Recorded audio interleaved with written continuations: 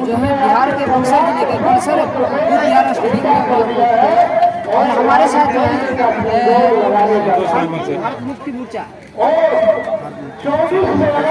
के प्रदेश अध्यक्ष रघुवंशी जी आए हुए हैं और बगल में जो है गोरखनाथ पासवान जी हैं और ये जो है बहुजन मुक्ति पार्टी के प्रदेश संगठन सचिव हैं और तमाम कामसेब से जुड़े हुए हैं। और सर आज का जो है आज बहुत बड़ा कार्यक्रम होने जा रहा है। महान सम्राट अशोक विजयदशमी महोत्सव के मौके पर जो है यहाँ पर बौद्ध दीक्षा समारोह जो है 24,000 का ऐलान किया गया है और इस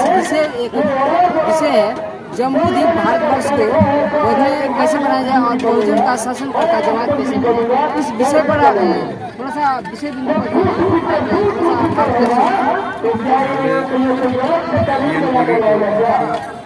बहुत बहुत धन्यवाद। आपने जो विषय रखा कि के समय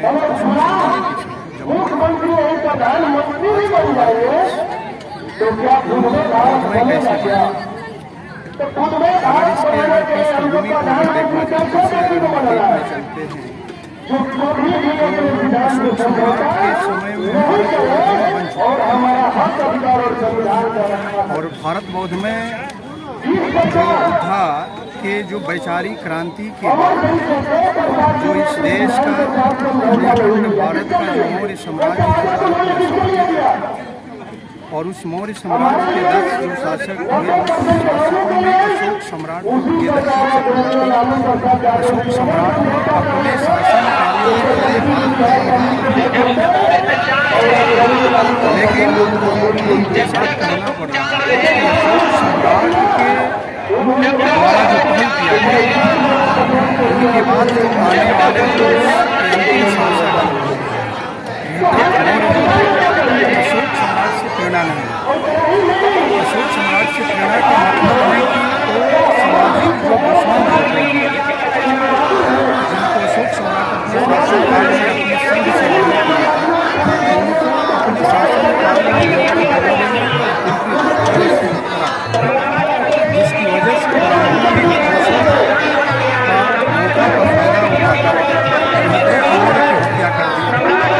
यानी क्रांति के बाद जो क्रांति के बाद अशोक सम्राट के तब से लेकर आज ब्राह्मणमय जो भारत है यानी भारत में जो ब्राह्मणों की सत्ता है व्यवस्था है शासन है इसको समाप्त करने के लिए सबसे पहले हमको जानना जरूरी है जो मतलब कि दुश्मन न मानकर अपना हित मानकर अपना दोस्त मानकर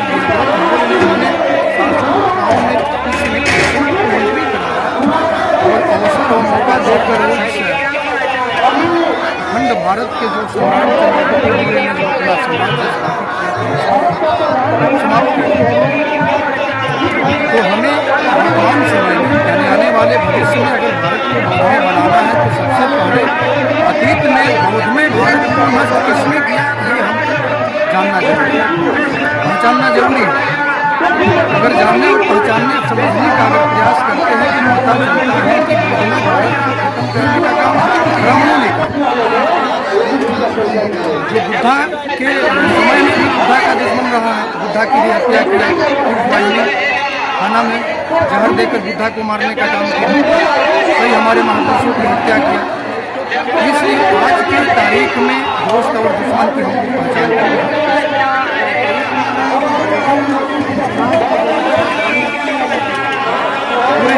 अभी का दुश्मन नहीं है, यह अतीत का इतिहास का ही दुश्मन। ये नया दुश्मन ब्राह्मण हमारा नहीं है, ये अतीत का 2-4 हजार साल पहले का ही हमारा दुश्मन है। हम ब्राह्मणों को इस समय में वर्तमान समय में हम अपना नया दुश्मन नहीं बनाए, हमारे महापुरुषों ने ही ब्राह्मण को अपना दुश्मन निर्धारित किया है और ये तय किया है कि दुश्मन को साथ में रखकर अगर लड़ाई लड़ेंगे तो लड़ाई आप नहीं लड़ पाएंगे। इसलिए भारत को बहुमत बनाने के लिए ब्राह्मण को साथ में लेकर लड़ाई करते हैं, भारत बनाने का प्रयास करते हैं, तो आपका भारत कभी भविष्य में बहुत बड़ा होने वाला नहीं है। पहले नंबर तो पहचान कर ली, अगर पहचान करके अगर दुश्मन को टारगेट करके दुश्मन के विरोध में अपने समाज को जागृत करते हैं, समाज के अंदर जागृति और जागरण का काम करते हैं और जगे हुए लोगों को जोड़कर संगठन शक्ति का निर्माण करते हैं, उस संगठन शक्ति के बल पर आने वाले भविष्य में दुश्मनों से लड़ाई लड़ सकते हैं। जैसे अभी आप उसमें दूसरा विषय हमसे पूछा कि बहुजन समाज इस भारतवर्ष का शासन करती जमात कैसे बने, ये सवाल है, ये आपका मुद्दा है। तो बहुजन समाज शासन करती जमात बहुत पहले बन गया, यानी आज़ाद भारत में तथाकथित आज़ादी जो अंग्रेजों से मिली और भारत में 1950 में जब संविधान लागू हुआ तो संविधान में जो हमें मौलिक अधिकार, जो संवैधानिक अधिकार डॉक्टर बाबा साहब अम्बेडकर ने जो दिया है, वोट के आधार पर शासन करने का जो अधिकार दिया है, शासक बनने का जो अधिकार दिया है, तो वोट के आधार पर हम बहुत पहले शासक बन गए होते हैं। लेकिन जैसे जैसे समाज हमारे वोट के मूल्य को, कीमत को समझना शुरू किया, ब्राह्मणों ने भारत में ईवीएम मशीन ला दी। हाँ, इलेक्ट्रॉनिक वोटिंग मशीन। आज भारत में इलेक्ट्रॉनिक वोटिंग मशीन से ब्राह्मणों का सरकार चल रहा है, यानी व्यवस्था में, सरकार में, सत्ता में ब्राह्मण ईवीएम की वजह से बना हुआ। तो हमें शासन करती जमात अगर बनना है तो भारत से ईवीएम को हटाना पड़ेगा। हाँ, ईवीएम के बदले में बैलेट पेपर से चुनाव करवाना पड़ेगा और बैलेट पेपर से चुनाव करवाने के लिए ही अगले महीना 26 नवंबर 2023 को जो ईवीएम मशीन के षड्यंत्र में, बदमाशी में चुनाव आयोग इस भारत का शामिल है, उस चुनाव आयोग के हेडक्वार्टर पर 26 नवंबर 2023 को बीएमपी के बैनर तले, बीएमपी के मतलब नेतृत्व में प्रवेंद्र प्रताप जो राष्ट्रीय अध्यक्ष हैं, बहुजन मुक्ति पार्टी के नेतृत्व में दिल्ली, यानी देश की राजधानी दिल्ली में 5 लाख लोगों का मोर्चा हम लोग लेकर जा रहे हैं। ये भारत के चुनाव के इतिहास में पहली बार ये ऐतिहासिक मतलब की दिन होगा राजनीति में, राजनीति के क्षेत्र में, कि चुनाव आयोग कोई अगर घेरने वाला कोई पार्टी है तो उस पार्टी का नाम बहुजन मुक्ति पार्टी है और ईवीएम मशीन को हम लोग हटाकर दम लेंगे और आने वाले भविष्य में इस भारतवर्ष का बहुजन समाज को शासक वर्ग बनाकर ही हम लोग मैंने कोशिश कर रहे हैं और बहुजन समाज बनेगा, शासक बनेगा। और जो है गोरख जी हैं, और इनसे मेरा सवाल रहेगा कि एक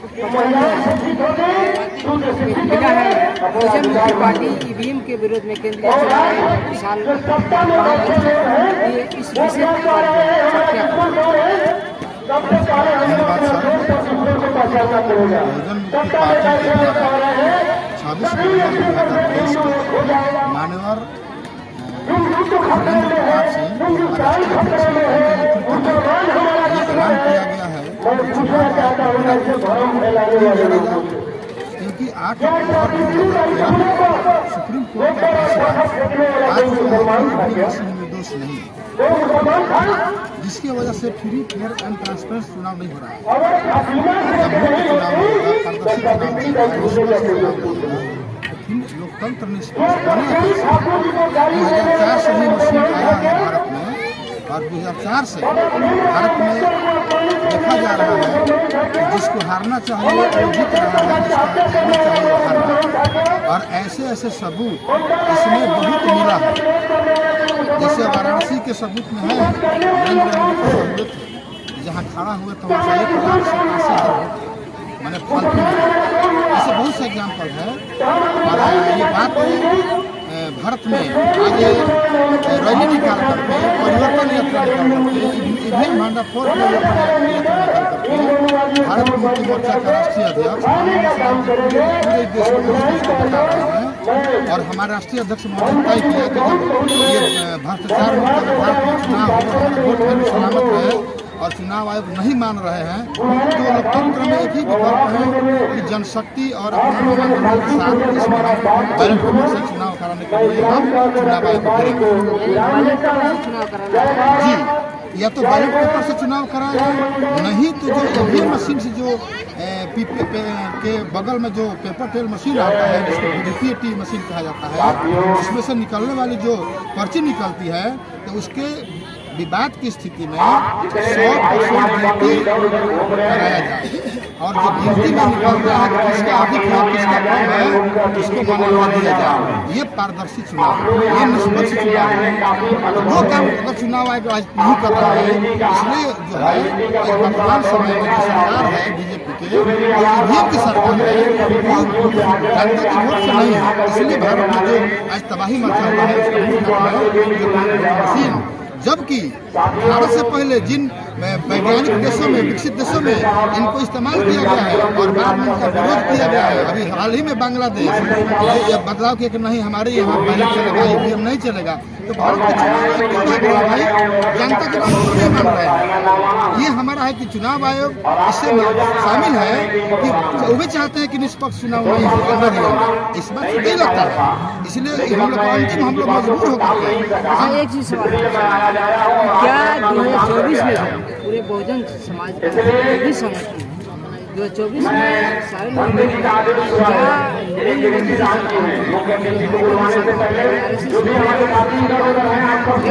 गिरा पाएंगे?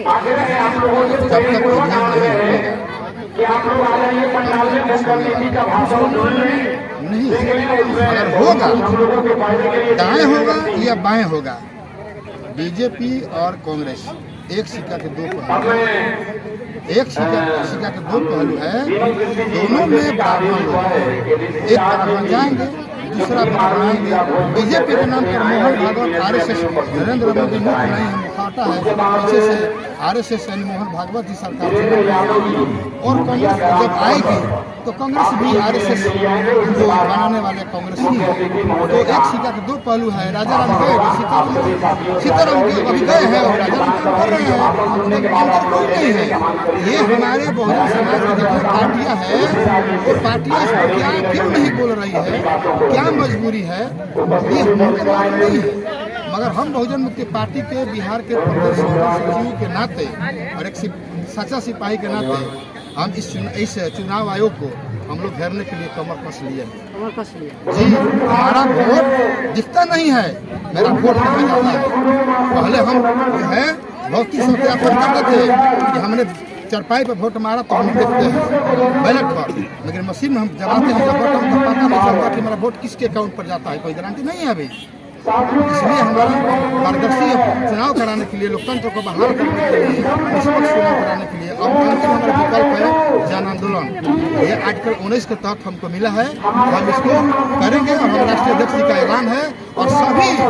दलों से हमारा अपील भी है कि आप पार्टी से, सभी पार्टी से चुनाव आयोग इस जो कर्फ्यू है निष्पक्ष चुनाव कराने के लिए आप हमारे साथ सहयोग देंगे, ऐसा मुझे उम्मीद भी है।